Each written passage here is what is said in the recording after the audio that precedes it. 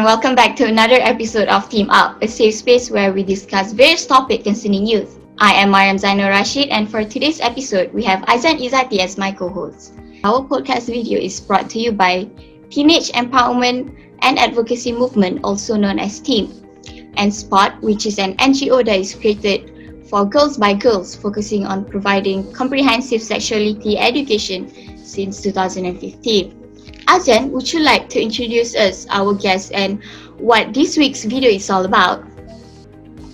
Hello, I am Azan Izzati, the co-host for today.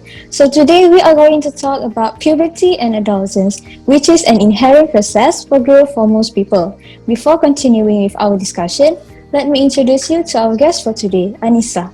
Hi Anissa, thank you so much Hi for Mariam joining and us. Azian. To everyone out there, hello, I'm Anissa, sport volunteer. Thank you very much for having me here today. So without further ado, let's team up and discuss today's topic, puberty and adolescence.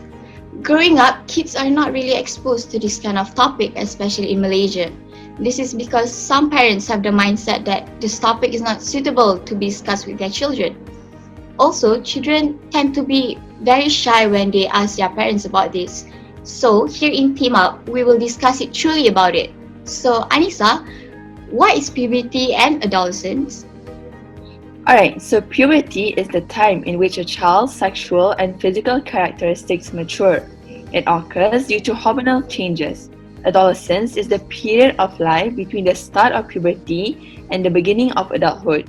Adolescence includes the physical changes of puberty. It also includes many other changes, including significant mental, emotional, and social changes.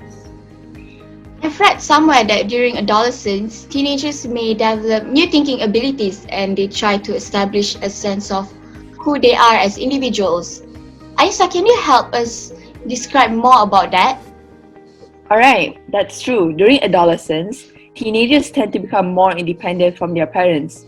Most teens also have emotional ups and downs, and this is partly due to the changing hormonal levels. Also, they tend to spend much more time with peers than with family members.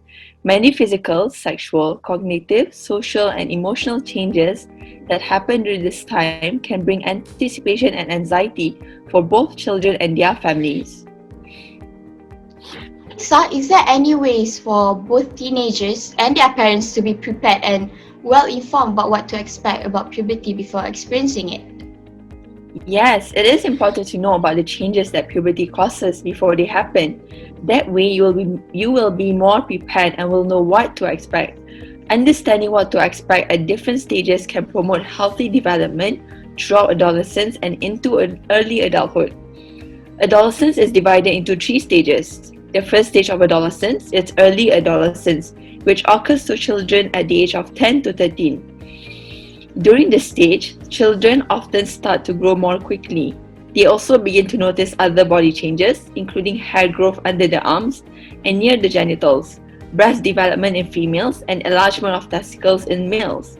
They usually start a year or 2 earlier in girls than boys, and it can be normal for some changes to start as early as age 8 for females and age 9 for males. Many girls may start their period at around age 12, on average 2 to 3 years after the onset of breast development. Early adolescents have concrete black and white thinking. Things are either right or wrong, great or terrible, without much room in between. It is normal at this stage for young people to center their thinking on themselves, and this is called egocentrism. As part of this, preteens and early teens are often self-conscious about their appearance and feel as though they are always being judged by their peers. Thank you, Anissa. Aizan, would you like to tell us about what is going to happen at the next stage? Okay, so the next stage is called middle adolescence, which occurs to teenagers around 14 to 17 years old.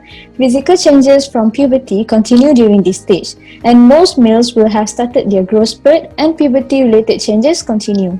Also, they may have some voices cracking, for example, as their voices lower. Some would develop acne, and physical changes may be nearly complete for females, and most girls now have regular periods.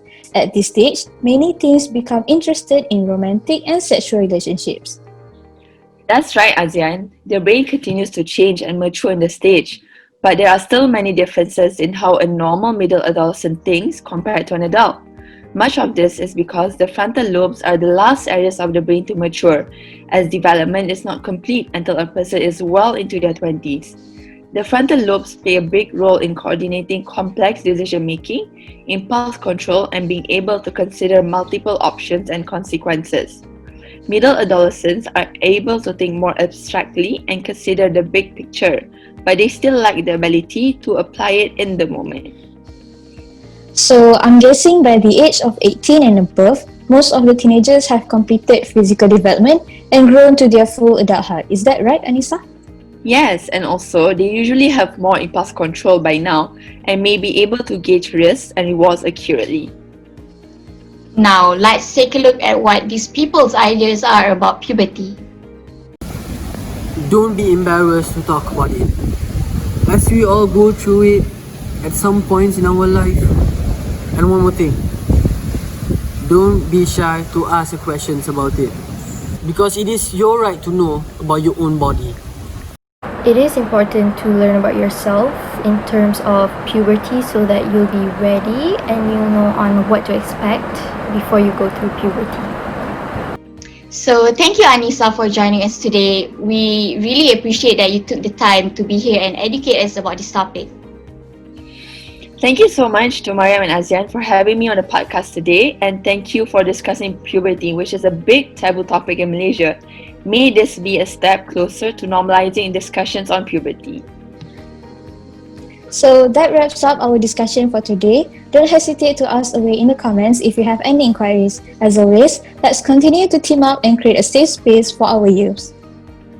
Remember to stay safe, practice social distancing, wear a mask, and don't forget to sanitize always.